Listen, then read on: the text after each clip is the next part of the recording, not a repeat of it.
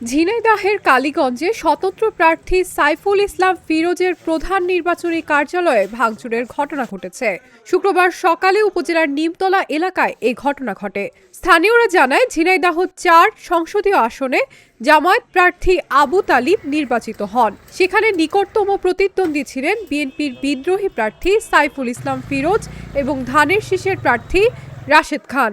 নির্বাচনে পরাজিত হওয়ার পর শুক্রবার সকালে ধানের শীষের কয়েকজন সমর্থক স্বতন্ত্র প্রার্থীর প্রধান নির্বাচনী কার্যালয়ে হামলা চালিয়ে ভাঙচুর করে। সে সময় ৪ জনকে পিটিয়ে গুরুতর আহত করে। থানার ১০০ গজ দূরে ঘটনা ঘটলেও ১ ঘন্টা পরে ঘটনাস্থলে পৌঁছায় পুলিশ। স্থানীয়রা দ্রুত আহতদের উদ্ধার করে কালীগঞ্জ উপজেলার স্বাস্থ্য কমপ্লেক্সে নিয়ে গেলে ৩ জনকে উন্নত চিকিৎসার জন্য যশোরে পাঠানো হয়েছে।